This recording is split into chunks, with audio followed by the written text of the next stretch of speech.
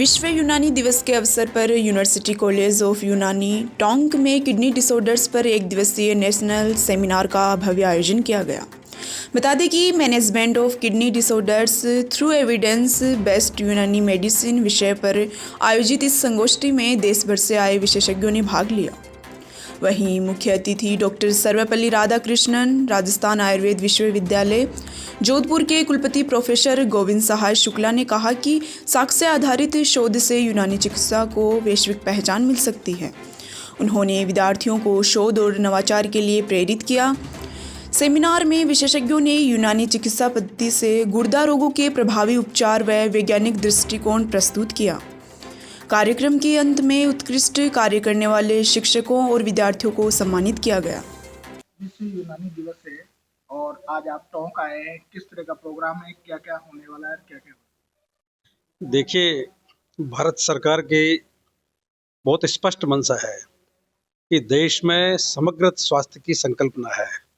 सभी पैथियों के माध्यम से व्यक्ति को, आम आदमी को कैसे हम स्वस्थ रख सकते हैं, तो उसी दृष्टि से पिछले विगत वर्षों से आयुर्वेद दिवस, इसी प्रकार से यूनानी दिवस। तो यूनानी दिवस मनाने का जो उद्देश्य है, जन जन तक, हर व्यक्ति तक यूनानी चिकित्सा पद्धति के द्वारा जो उपचार की विधाएं हैं, उन विधाओं को पहुंचाने का कार्य होना चाहिए।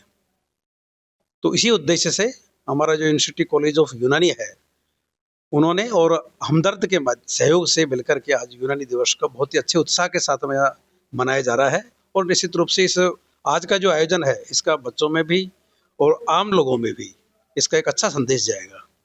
और क्या क्या प्रोग्राम है आपके यूनानी दिवस के अलावा? बालिकाओं के हॉस्टल का उद्घाटन भी है, क्या है? देखिए, कुछ मुख्य रूप से तो क्या है कि अभी इस यूनानी दिवस से पहले हमारे छात्रों के क्रीड़ा प्रतियोगिताएं थी।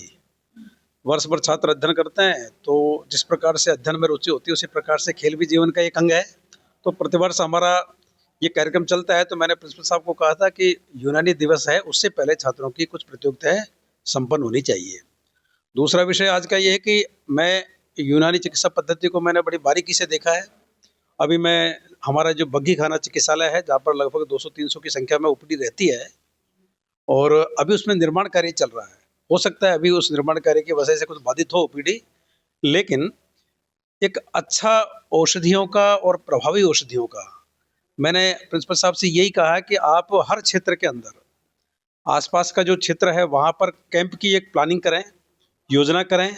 हमारा जो ये बग्घी खाना का क्षेत्र, यहाँ तो रोगी आते ही हैं, लेकिन जो हमारा कैंपस है, उस कैंपस के आसपास के जितने भी गांव हैं, उनका पूरा एक कैलेंडर बनाएं और वहाँ पर जाकर के कैंप लगाएं, लोगों को जागरूकता दें कि यूनानी चिकित्सा पद्धति से हम कैसे अच्छा स्वास्थ्य प्राप्त कर सकते हैं, बिना किसी उपद्रव के, कॉम्प्लिकेशन के, कोई साइड इफेक्ट नहीं हो। तो ये लोगों तक जब बात पहुंचेगी, तो वहां तक यूनानी चिकित्सा पद्धति जाएगी।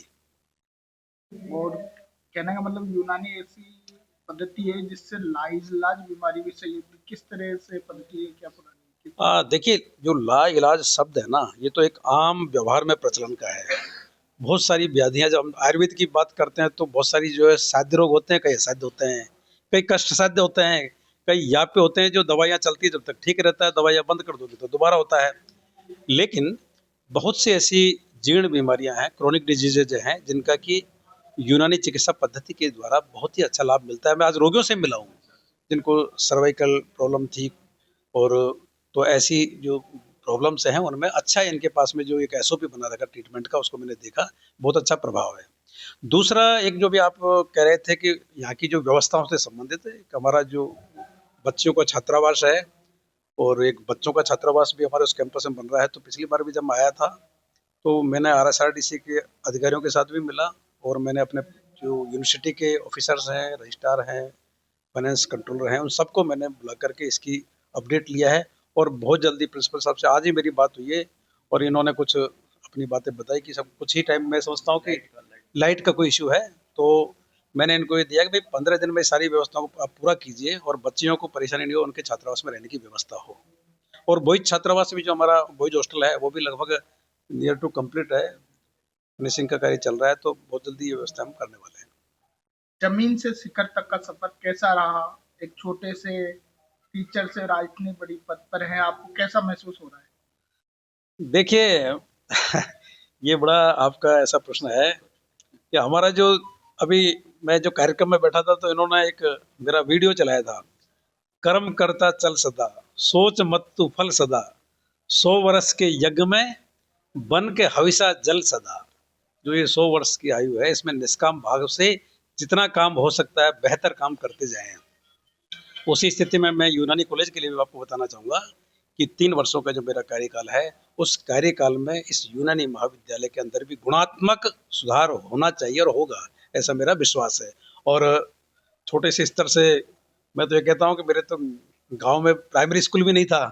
प्राइमरी स्कूल की एजुकेशन के लिए भी हम तो जो है करीब 4 किलोमीटर दूर जाते थे, लेकिन धीरे धीरे अपने लक्ष्य को लेकर के बढ़ते गए, उत्साह को लेकर बढ़ते गए और ईश्वर की कृपा है, सब कुछ सफल होता रहा। और सिर्फ ध्येय इतना है, आपने मैंने भी वीडियो का उल्लेख किया, वहाँ पे एक मैं बोर्ड पर लिख रहा था, एक उस पर मैंने ये लिखा था कि शेष ही विशेष है।